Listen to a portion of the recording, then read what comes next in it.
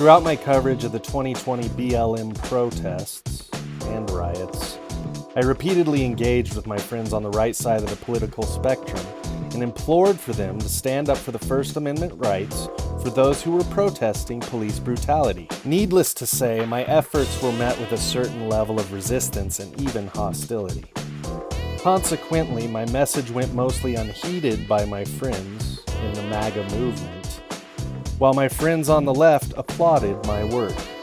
As my coverage shifted to the post-election Stop the Steal protests, and I began to show the truth on the ground from those events, my friends on the left were bewildered, maybe somewhat confused.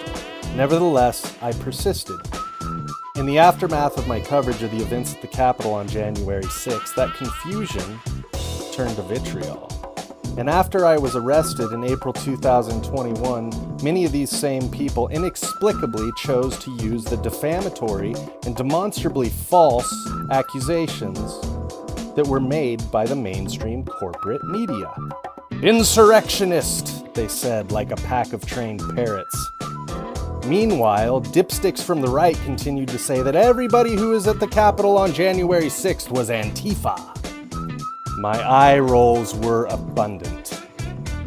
I was able to let most of it just fall by the wayside because, quite frankly, there's no point in arguing with stupidity.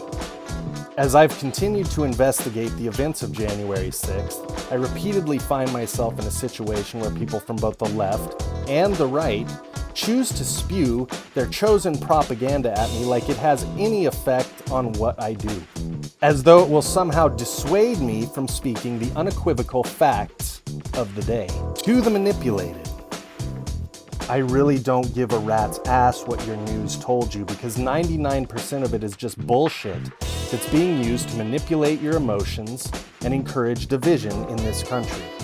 I'm here to deal in fact, speak the truth, and be a First Amendment advocate for all Americans, regardless of their political persuasions.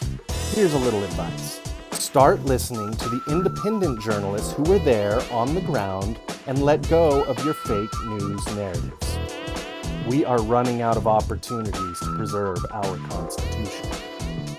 It's time for us to unite against the powers that seek to divide us.